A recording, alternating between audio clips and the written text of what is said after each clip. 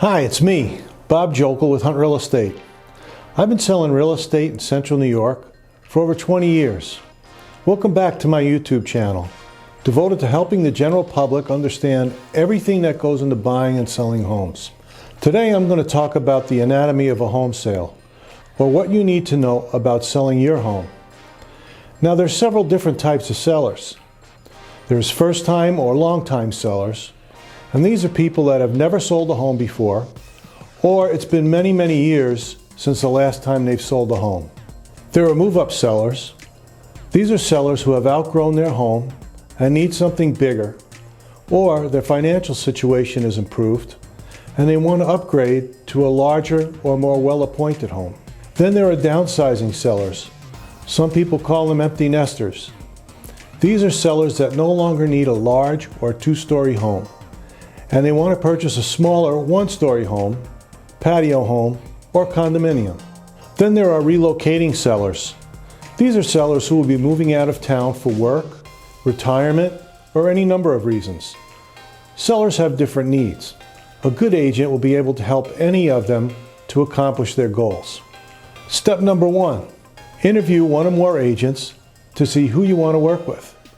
Work with an experienced agent that will represent you and your best interests, and ask them to show you their marketing plan or what they will be doing to get your home sold. It's important for you to understand what your seller's agent's fiduciary duties are when working for you. This information and comparable information regarding buyer's agents, dual agents, etc. is clearly spelled out in the New York State Disclosure of Real Estate Agency Relationships. If you'd like a copy of this, send a request to me by email, and I'll be happy to email a copy to you. My email address is listed right below on this video. A good seller's agent will be up to date on current market conditions and will have researched your community.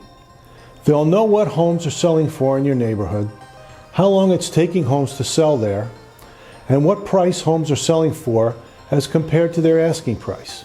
Armed with this knowledge, and after viewing your home, the agent can give you an honest, professional opinion of what your home should sell for and where it should be priced for a successful sale. They will bring documentation to share with you in order to support their opinion of price. This usually means a comparative market analysis, or CMA. They can also advise you regarding what you should do to prepare your house for sale. You may need to declutter and depersonalize your home. There may be some minor repairs that you should make, some painting that should be done, or some carpet that should be replaced, stretched, or cleaned. You may need to spruce up your curb appeal. A good agent will recommend what you should do while limiting your expense. Make the changes as soon as possible so as not to delay getting your home on the market. Step number 2, sign a listing agreement with your agent and complete all of the required disclosures for listing your home. Aside from the listing agreement or contract, there will be several disclosures that will be necessary. Your agent will advise you as to how the documents must be completed and what your responsibilities are as seller. For example, this is a seller's disclosure of property condition. It's a 4-page document, which is required in New York State. If you would like a copy, email a request to me, and I'll be happy to email one to you. Step number 3, make your home available to be shown. You'll want to make it as easy as possible for agents to show your home. The easier it is to show it, the more showings you should get. Your agent will work with you to establish your showing instructions and provide accessibility via an electronic lockbox. Make sure that your home is looking its best when it's being shown. You only get one chance to make a first impression.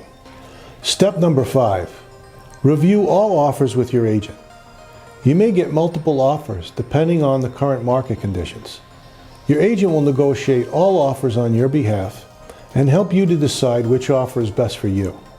Step number 6, your attorney will review the contract with you, and this is very important. You should make sure that you hire a local real estate attorney.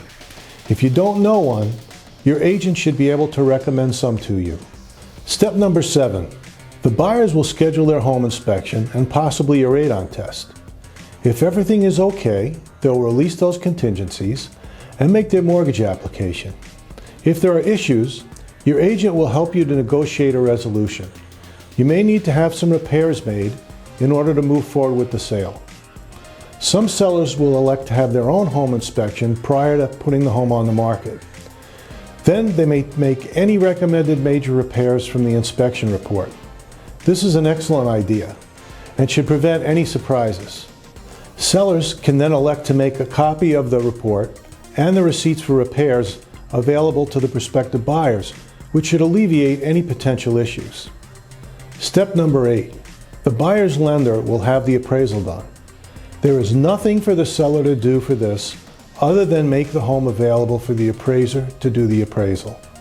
Depending upon the type of mortgage the buyer is getting, you may have to make some repairs or modifications to your home as a result of the appraisal. Step number 9. Your attorney will order the updated survey and the update of your abstract of title. If you have a copy of your survey and you have your abstract, you'll need to get them to your attorney. Your agent should be able to help you with this. Step number 10. The buyer's lender will issue the buyer's mortgage commitment. Step number 11. If your home has a septic system and/or a well, you will need to schedule a septic test and well test. Provide the results of the reports to your agent or your attorney. Step number 12. Once the abstract of title, survey, and possibly septic and well test results are reviewed by the attorneys and the lender, the buyers will be cleared to close by their lender and closing is scheduled. You'll sign all documents with your attorney in advance of the closing. You'll not be required to attend the closing. Your attorney will be there on your behalf. Step number 13. Move out of your home. Make sure it is clean and that any old paint cans, etc. are removed. And contact your utility companies to let them know when the closing date is so that they can transfer the billing to the new buyer. Step number 14 is easy, closing. So in my previous video, which was an overview for buyers, and so far in this video, I went through the dynamics of what I call a vanilla transaction. This would be a sale whereby the buyers do not have a house to sell in order to buy a home, and the seller doesn't have to find another place to live in order to sell their home. This certainly is not always the case. Quite often, the buyers are also sellers, with an outstanding balance on their current mortgage. In this instance, they may not qualify for a mortgage to purchase a new home without selling their current home. If they want to buy a home, they must structure their purchase contract in what is known as a contingent offer, or an offer contingent on the sale of their home. Our current purchase contracts in Central New York have a paragraph that addresses this situation. Under such an arrangement, the sellers agree to accept the buyer's offer with the agreement that the buyers will have a certain number of days to enter into a non-contingent agreement to sell their home. In addition, the seller can continue to market their home. If the seller receives an acceptable, non-contingent offer for their home from another buyer, they can activate the recall clause. This is a clause in the contract that gives the first buyers a certain amount of time to remove the contingency to sell their home, usually no more than 24 to 48 hours. If the first buyers cannot remove the contingency to sell their home, then the first contract becomes null and void, and the sellers can move forward with the new buyers under their contract. If the original buyers can remove their contingency because they have received a non-contingent contract on their home, the existing contract then becomes contingent upon the transfer of title of that buyer's home by a date agreed upon by all parties. Usually this is done in coordination with the anticipated closing date on the buyer's sale of their home. Under our current market conditions, most sellers do not have to consider purchase contracts contingent upon the sale of a buyer's home. As of right now, we are in a seller's market, and there are plenty of non-contingent buyers out there. So what do sellers do if they need to sell their home in order to buy their next home, and they can't make a contingent offer due to the current market conditions? One possibility is that they can sell their home and stay in temporary housing until they buy their next home. Or they can put their home on the market with a contingency that their sale will be contingent upon them finding acceptable housing. In this case, the buyers agree to give the sellers an agreed upon amount of time to buy a new home as a condition of the purchase contract. If the sellers do not find a new home, the contract will be null and void unless all parties agree to an extension of time for the sellers to find a new home. So why would buyers do this? Because under the current market conditions, the inventory of resale homes is very low, and there might not be another house on the market that will work for the buyers. So as you can see, market conditions have a great impact not only on home prices, but on the way that homes will be sold.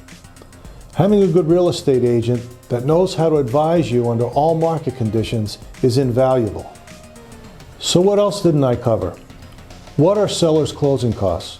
What is the abstract of title? What is a septic and well test? In upcoming videos, I'll cover all of these subjects and more with a title company representative, a real estate attorney, a home inspector, and other professionals. So please like this video, subscribe to my channel, and stay tuned for my next video, Chapter 3, Mortgages.